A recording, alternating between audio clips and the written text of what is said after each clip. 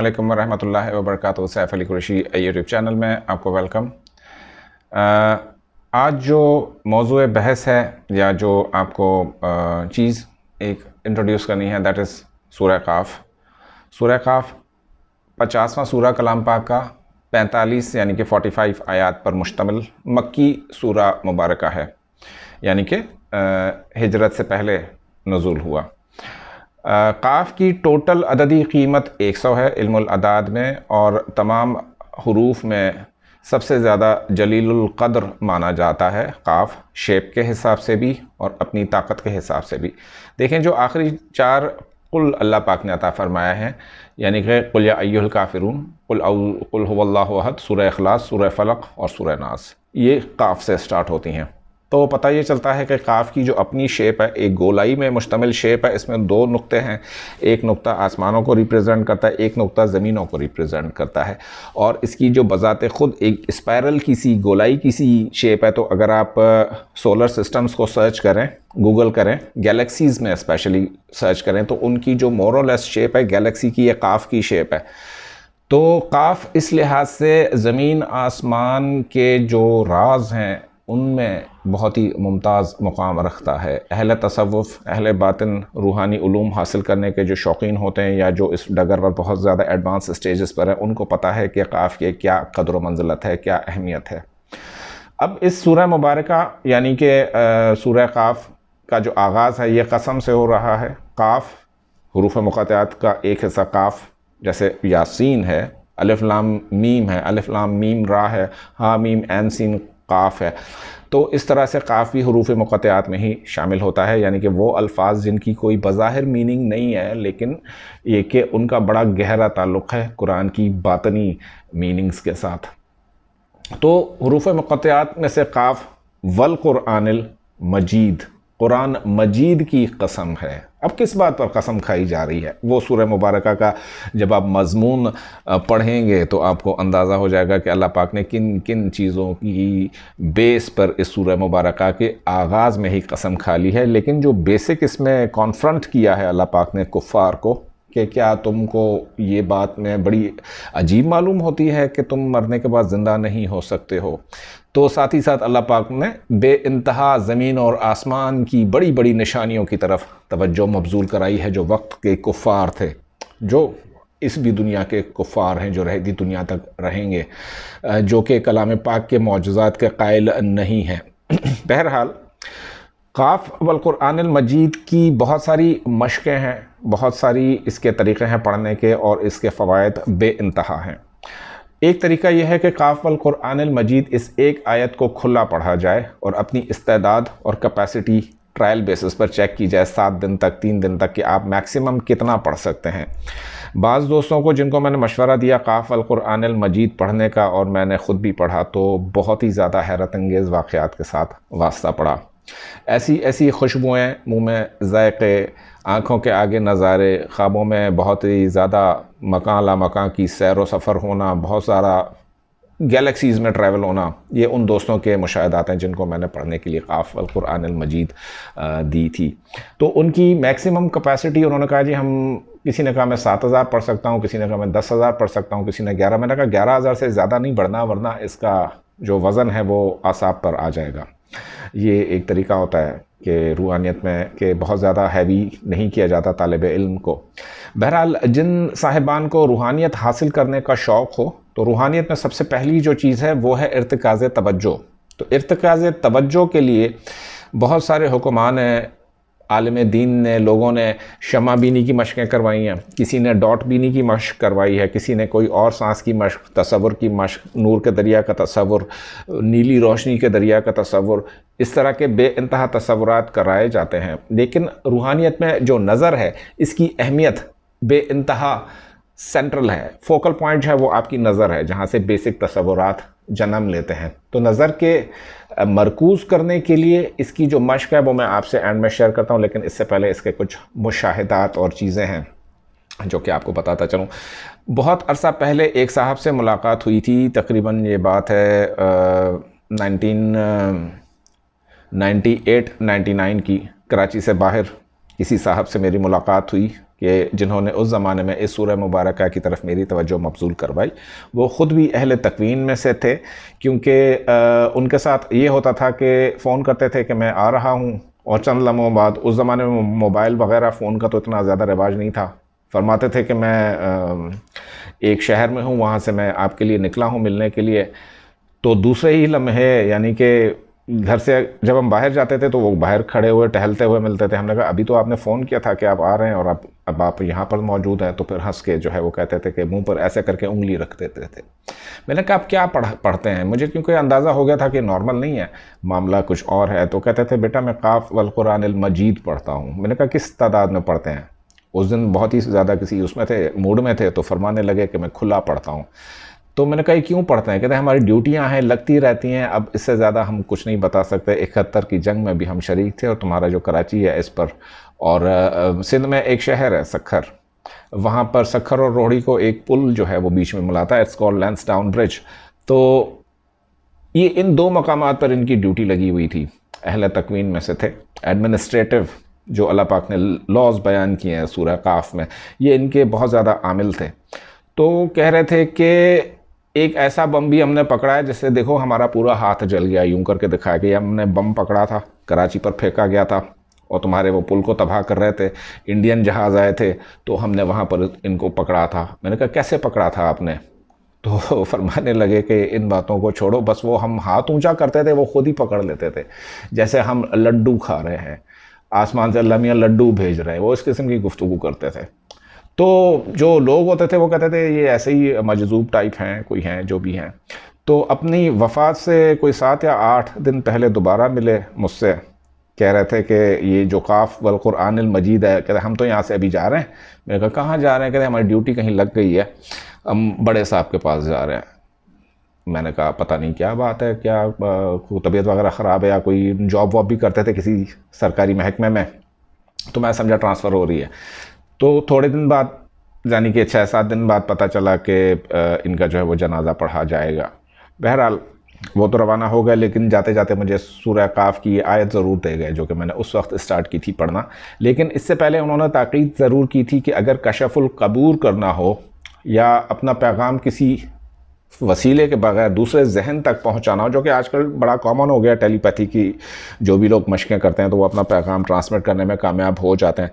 لیکن کلام پاک کی روح سے اور اس طریقے سے اگر ہم دیکھیں تو روحانیت کے اندر کچھ فکسڈ قسم کے پیٹرنز ہیں، کچھ لیسنز ہیں، کچھ اسباق ہیں جو پڑھائے جاتے ہیں، جو کروائے جاتے ہیں، جو مشقیں کروائی جاتی ہیں. اس میں جیسے میں نے آپ سے کہا فوکس قائم کرنے کے لیے جو انہوں نے مجھے مشق بتائی تھی، کہتے ہیں بیٹا قاف جو ہے وہ ایک پورا سفید پیپر پر سینٹر میں قاف لکھ لو اور اسے اپنے 4 فٹ کے فاصلے پر دیوار پہ چپکا دو اور اس کی طرف ٹک ٹکی باندھ کر دیکھو.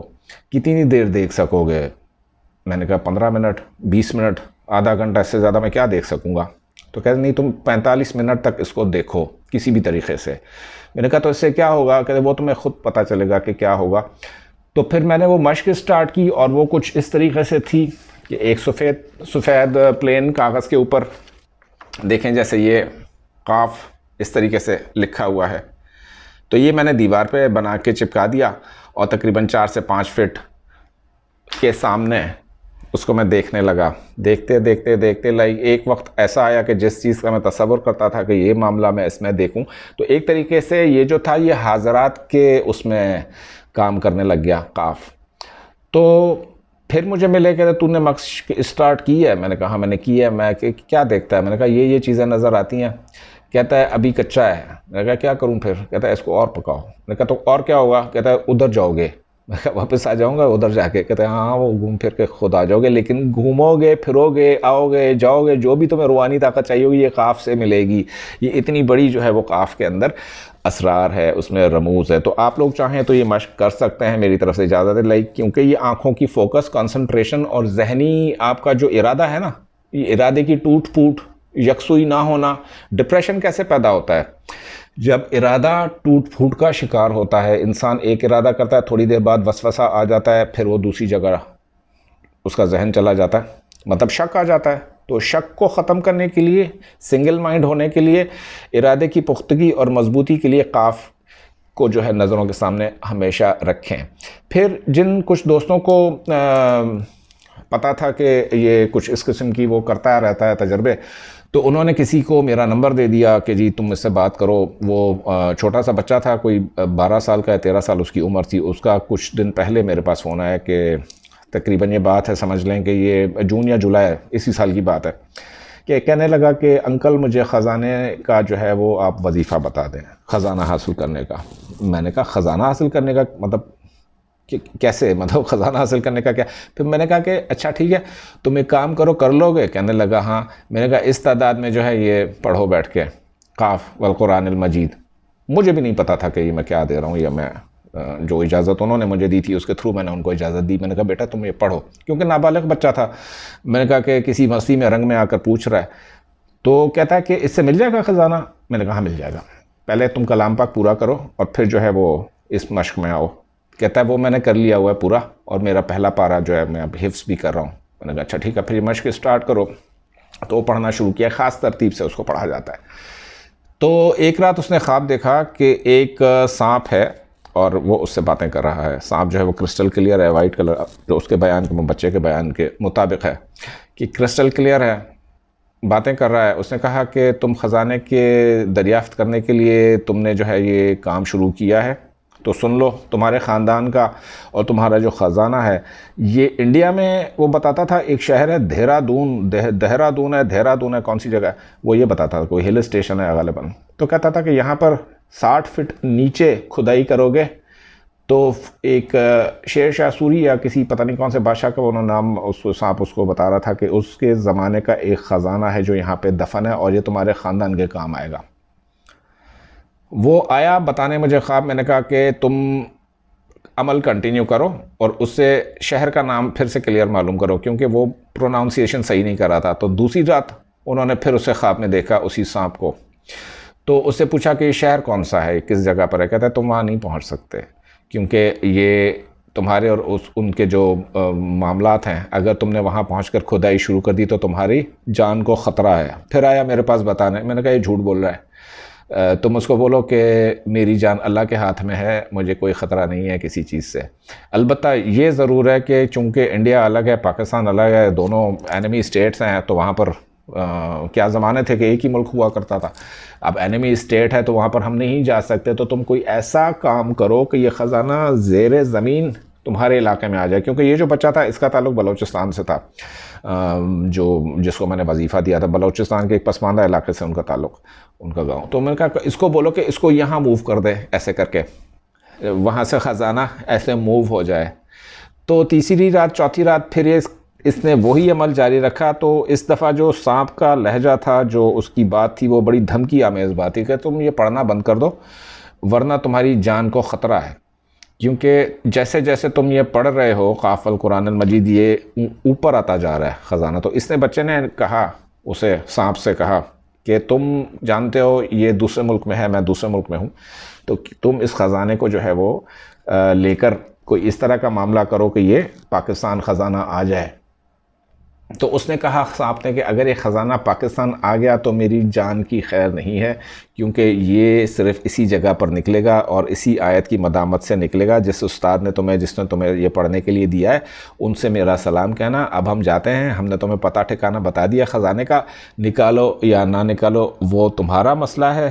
اور اس نے جاتے جاتے اسے پورا روٹ سمجھا دیا تھا کہ یہ گاؤں آئے گا، یہاں پر اس طریقے سے لکڑی کی ٹال ہے، یہاں پر یہ ہے، یہاں پر وہ ہے، وہ پورا نقشہ اس بچے کے ذہن میں محفوظ جو ہے وہ تھا۔ میں نے کہا تم یہ ساری ڈیٹیلز لکھ لو، اللہ ماشاء اللہ کبھی تمہارا انڈیا جانا ہو تو کوئی تم کہنا۔ وہ پھر کہنے لگا کہ اب ہمیں یاد آتا ہے کہ میری دادی کہا کرتی تھیں کہ ہمارا انڈیا سے تعلق تھا، فلانی پشت میں ہم پاکستان ہجرت کر کے آئے، ہم انڈیا کے کسی پہاڑی علاقے میں ایسی کسی علاقے کا نام لے رہا تھا کہ ایک قدیم بادشاہ کی فوج میں ان کے پردادا ملازمت کرتے تھے، تو ان کو خوش ہو کر کچھ اس بادشاہ وقت نے ان کو جو بھی کچھ خزانہ دیا یا جو بھی جاگیر عطا فرمائی تو وہ انہوں نے دفن کر دی۔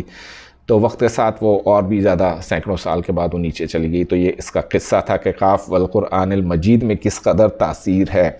قاف والقرآن المجید کو رزق کے لیے بھی پڑھا جاتا ہے۔ بیسکلی یہ ایڈمنسٹریٹو سورہ ہے جو اہل تصوف بیان کرتے ہیں ایڈمنسٹریٹو اس طریقے سے کہ سورہ زمر یعنی سورہ نمبر 39 جو کلام پاک کا ہے 39 کی آیت نمبر 63 ہے 63 لہو مقالید السماوات والارض کہ اللہ کے ہاتھ میں ہے چابیاں کمبینیشن کوڈز آسمانوں اور زمین کے. اب یہ 63 سورہ 39 نمبر کا اور اس کا کوریلیشن یہاں پر آ کر بنتا ہے.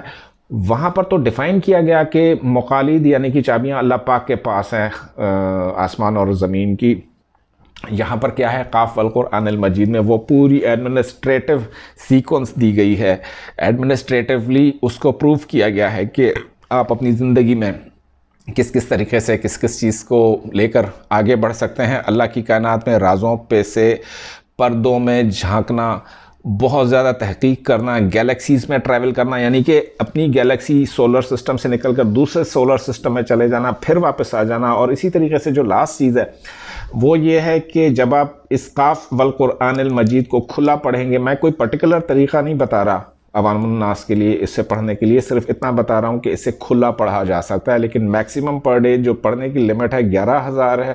اور جب آپ یہ مشق کریں گے قاف کو دیکھنے کی تو ان دنوں میں یہ ذکر آپ کا چلا کرے گا, اور یہ باقاعدہ یہ ذکر آہستہ آہستہ آپ کو خود گائیڈ کرے گا. آپ کے ساتھ کوئی نہ کوئی اس طرح کا رجال الغیب اٹیچ ہو جائے گا, کوئی موکل اٹیچ ہو جائے گا, کوئی ایسی کہانی ہو جائے گی کہ آپ کا جو ہے وہ قدم قدم پر رہنمائی آپ کی جائے گی. تو جو چیز میں بتا رہا تھا کہ جو بھی اس کا عامل بن جاتا ہے سورہ قاف کا یا قاف والقرآن المجید کا, تو اس کو اہل تکوین کہتے ہیں ایڈمنسٹریٹو افیئرز. جو ایسے لوگ ہیں نظر نہیں آتے ہمیں, رجال الغیب ہیں جو ایڈمنسٹریٹولی کام کر رہے ہیں, تو وہ ایڈمنسٹریشن میں آ جاتے ہیں اللہ پاک کی, ان کی اپوائنٹمنٹ ہو جاتی ہے ایسے لوگوں کی, ولی بن جاتے ہیں. ولی کہتے ہیں عام طور پر ان کو ولی کہتے ہیں. تو ولی جب بنتے ہیں تو ان کی مختلف فرنٹس پہ, مطلب انڈیا پاکستان پر کتنے اولیاء اللہ تعینات ہیں, ہمارے جو باقی معاملات ہیں وہاں کتنے اولیاء اللہ کام کر رہے ہیں, کوئی بیماری پھیلتی ہے, زلزلہ آتا ہے, سیلاب آتا ہے, تو اس وقت کون سی مددیں ہمارے لیے اللہ پاک بھیجتے ہیں. فرشتوں کی فوجیں آتی ہیں, رجال الغیب آتے ہیں. یہ جتنے سارے راز ہیں, زیادہ بات نہیں کرنی چاہیے ان چیزوں کے اوپر, میرے ہی نہ کان کھنچ جائیں. تو ان سارے معاملات کو جو چیز ڈیل کرتی ہے, جو سورہ مبارکہ ڈیل کرتی ہے باقی سورہ کے علاوہ, وہ ایڈمنسٹریٹو میٹرز کو جو سورہ مبارکہ ڈیل کرتی ہے وہ سورہ قاف ہے. تو سورہ قاف کو اپنے ریگولر مطالعے میں ضرور رکھا کریں, اور یہی وہ سورہ ہے جس میں اللہ پاک یہ فرماتے ہیں کہ نحن اقرب الیہ من حبل الورید, یعنی کہ کیا میں انسان کی شہرک سے زیادہ قریب نہیں ہوں, یا میں انسان کی شہرک سے زیادہ قریب ہوں. وہ بھی اجمالاً جو ذکر آیا ہے وہ اسی سورہ مبارکہ میں آیا ہے. اگر آپ کو اس سورہ مبارکہ کے خاص کسی عمل کی ضرورت ہے یا مزید کسی گائیڈنس کی ضرورت ہے تو مجھے ضرور لکھیے گا. یہ ایک مختصر سا تعارف تھا جو سورہ قاف کا میں نے آج پیش کیا ہے. انشاءاللہ اس موضوع پر مزید ویڈیوز بھی کریں گے. اپنا بہت سارا خیال رکھیے گا اور مجھے اپنی دعاؤں میں یاد رکھیے گا. جزاک اللہ.